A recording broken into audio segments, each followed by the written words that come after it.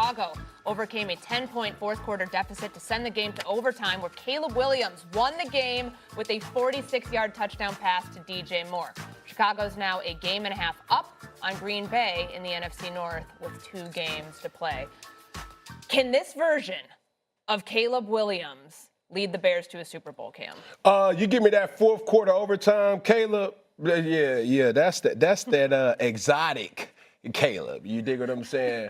The reason why I say that is I am so impressed with Caleb Williams throughout this whole year is because it's not about your off-field, curricular activities, extracurricular activities, the nails, that's cool. Hey, bro, let's make it all about football.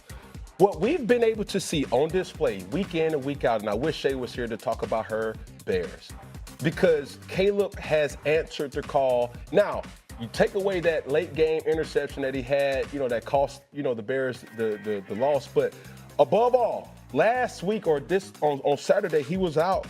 He was without Roman Dunze. He was without, Burton. With those guys added back into the roster, he's only going to get better. Mm-hmm. He's proven time and time again, and I don't even think that this is just a Caleb Williams kind of highlight more so than the Ben Johnson praise.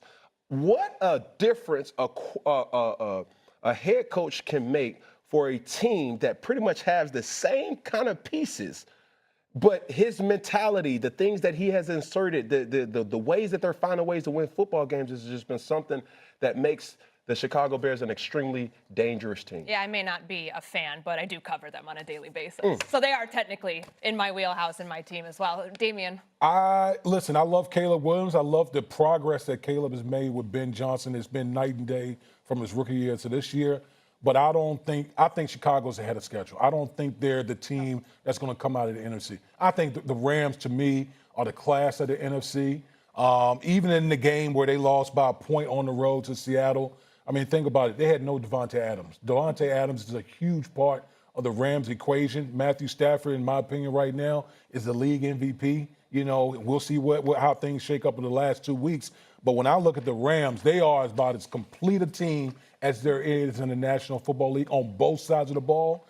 When I look at Chicago, yes, Caleb, we know he has the flair for the spectacular because that's why he was the number 1 overall pick. But when you look at the Bears, because remember, it's not Caleb versus the Rams, it's the Bears versus the. Yeah. You got to look at the whole picture.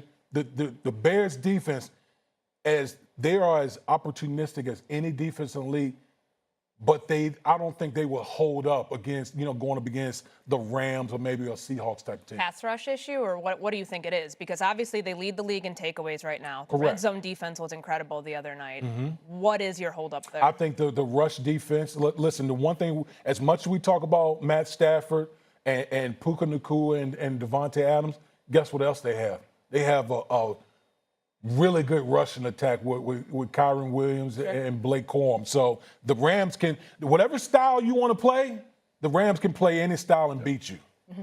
Yeah, I mean, it feels like a 3-team, top-heavy 3 teams. So Rams, Seahawks, Bears, and then everybody else. It's kind of like a weird place to be right now with 2 games remaining, but I guess that's kind of the way that it's shaking out. They did clinch a playoff spot yesterday, as did the San Francisco 49ers with that Lions loss to the Steelers.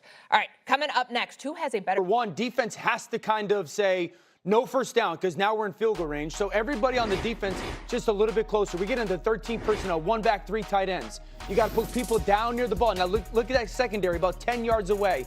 We go play fake, ball fake, hard action, 7.5, 8-man protection. Caleb's going to have a clean pocket, peek to the bottom of the screen, that tight end's running a corner out just to make sure we pull down coverage. Now launch the ball. Now when he throws it, look where DJ is. He's on the hash. Do not straighten him up down the field. Pull him all the way across the field. He catches his ball where? Outside of the numbers. That's a big-time freaking throw by Caleb Williams. I love it because the understanding of situational football, like, hey, this defense they can't let us get a first down. Let's go play fake. The second part is this. They were in that 13 personnel formation 7 times in that game. That's the only time they threw it.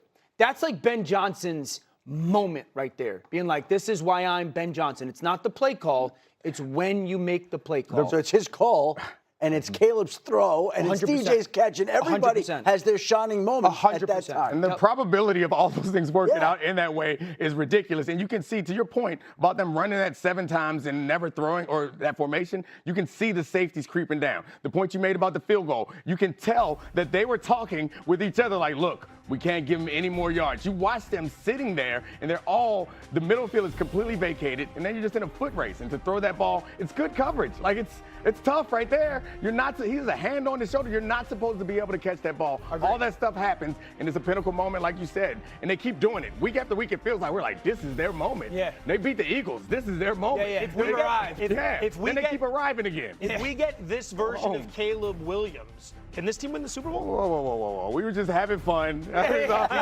take it to another level. Chill out. God, man, we were just having fun. Who am I? Yeah. Mike Tomlin. Mike Tomlin. Yeah, like, man, we had a good night. It's 1 a.m. Let's go home and go to sleep. Joe, like, you want to go to another spot? No, they can't win the Super Bowl. Yeah. They're But really we can good. still sit here and go like, remarkable play, great game. They're in the playoffs. Ben Johnson's in the running for Coach of the Year. I agree with Dom. I don't think that they're good enough to win the Super Bowl. Yeah.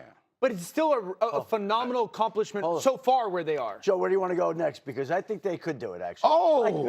I'm not telling you they Another will. round on But Shefty. Joe, we're going to the next place. They're going to sleep, and we're right. going out. Let's Okay? do it. We're going Stretch out. it out a little They can bit. do it. Yeah. I guys don't go love to their YMCA. Jets. There are better teams. I like the Rams. I like the Seahawks. I like some of the A's. You know But what I like? Why not? Why not? Because for the I know first what you 55 like. minutes of I this know game, what you like. it was bad. I know what you like. Coach, jump in here. I like the way they run that football. Yeah. Ah, yes. And I love the coach. You Jeff I Saturday. love the coach.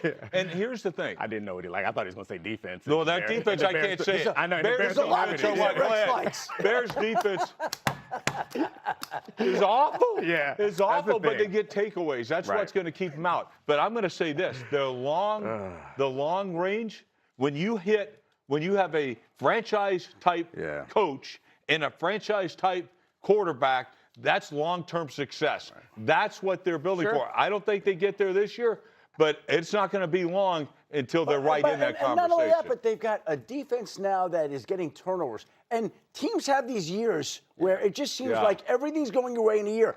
And then look at Washington this year. They can't get a turnover, right? Yeah. But this year, Chicago is getting all those turnovers. I think when and you they can have run the those, ball. And they gives you already caution. covered an Yeah, that's the thing. onside kick. Yeah. An Everything's onside kick. 7 and 2 in one-score games. Number 1 in turnover differential. Number 1 in takeaways. Quickly, I want to look at the other side of the equation because they've been battling with Green Bay for the division. What's the latest on Jordan Love and Malik Willis, who got nicked up there? Well, Jordan Love is in concussion protocol, and they will have to see whether or not he can clear it this week to be able to play Saturday night.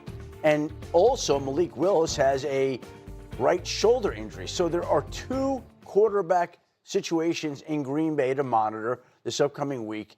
Chicago is a win away from putting away the NFC North at this point in time. Green Bay looks like it's got a playoff opportunity thanks to the Pittsburgh Steelers yesterday chipping in and helping out, but major quarterback question marks this week to answer.